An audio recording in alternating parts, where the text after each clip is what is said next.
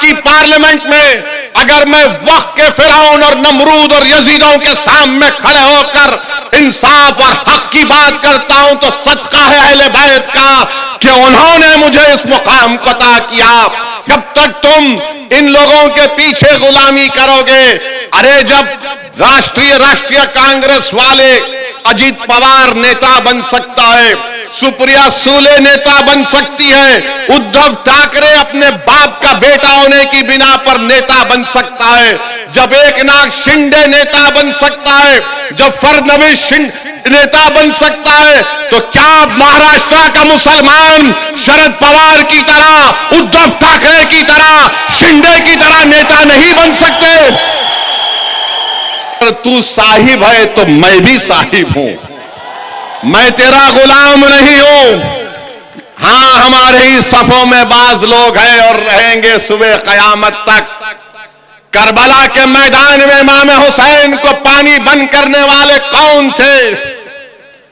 नवासे रसूल पर तीर बरसाने वाले कौन थे? अली असगर अली अकबर को शहीद करने वाले कौन थे? टीपू सुल्तान को शहीद करने वाले कौन थे? कौन थे? हमारे ही सफों से लोग आए थे। मगर आज आपको पहचानना पड़ेगा, इन जमीर फरोशों को पहचानो, ये ईमान बेचने वालों को पहचानो, ये कफन चोर है। मेरे अजीज दोस्तों और बुजुर्गों, अगर आज मैं तुम्हारे दरमियान में खड़ा हूं तो इसमें मेरा कोई रोल नहीं है। मैं अल्लाह की कसम खाकर कह रहा हूं कि मेरा इसमें कोई रोल नहीं है।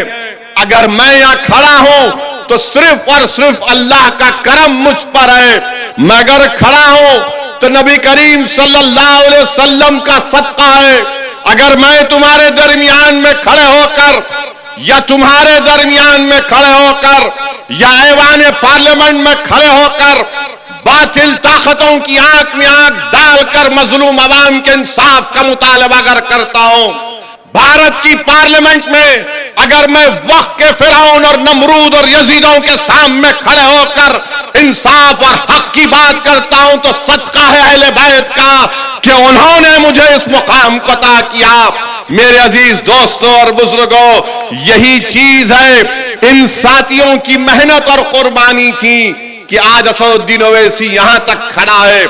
आइए मैं आपको एक अपील करता हूं कि इस सियासी सफर को और आगे लेकर जाना है हमको, ताकि ये जो नौजवान बच्चे हैं जो 21-22 साल 25 साल के हैं, ये जो मासूम बच्चे आज 14-15 साल की उम्र में ये बैठे हुए, उनके मुस्तकबिल को अच्छा करना है तो मंजलिस को मजबूत करो।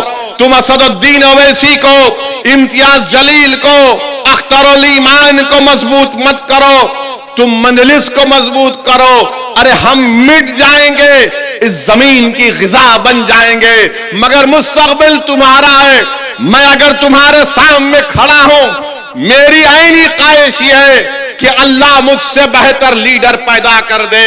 मेरी ख्वाहिश ये है कि तुम नेता बनो, तुम लीडर बनो, तुम कौम के सदर बनो, ताकि तुम क़यादत करो। ये मेरे जिंदगी का मकसद है। कब तक तुम इन लोगों के पीछे गुलामी करोगे? अरे जब राष्ट्रीय कांग्रेस वाले अजीत पवार नेता बन सकता है, सुप्रिया सूले नेता बन सकती है, उद्धव ठाकरे अपने बाप का बेटा होने की बिना पर नेता बन सकता है, जब एकनाथ शिंदे नेता बन सकता है, जब फडणवीस नेता बन सकता है, तो क्या महाराष्ट्र का मुसलमान शरद पवार की तरह, उद्धव ठाकरे की तरह, शिंदे की तरह नेता नहीं बन सकते? क्या तुम नेता नहीं बन सकते?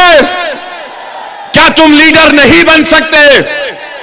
तो कैसे बनोगे? नारे मारने से नहीं बनोगे। मुत्तहिद हो, वोट डालो, नेता बनो। अरे जब बातचीत होगी तो इनसे आंख में आंख डालकर बातचीत होगी, सर झुकाकर, हाथ को पीछे रखकर। ये जबान से ये नहीं कहोगे कि हां साहिब, हां साहिब, हां साहिब, नहीं। बातचीत होगी तो होगी इस तरह से होगी कि अगर तू साहिब है तो मैं भी साहिब हूं, मैं तेरा गुलाम नहीं हूं। हां, हमारे ही सफों में बाज लोग हैं और रहेंगे सुबह कयामत तक। करबला के मैदान में इमाम हुसैन को पानी बंद करने वाले कौन थे? नवासे रसूल पर तीर बरसाने वाले कौन थे? अली असगर अली अकबर को शहीद करने वाले कौन थे? टीपू सुल्तान को शहीद करने वाले कौन थे? कौन थे? हमारे ही सफों से लोग आए थे। मगर आज आपको पहचानना पड़ेगा। इन जमीर फरोशों को पहचानो, ये ईमान बेचने वालों को पहचानो। ये कफन चोर हैं जो मंजिल से टिकट देकर एक जालिम के पैरों में अपना ईमान बेच देते हैं।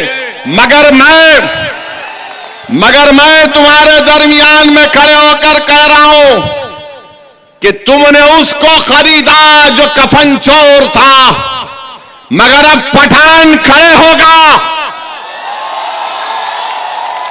और जब पठान खड़े होगा 2 घंटे की तरह नहीं, पठान खड़े होगा तो 5 साल के लिए लड़ेगा मुमरा की आवाम के लिए इंशाअल्लाह ताला।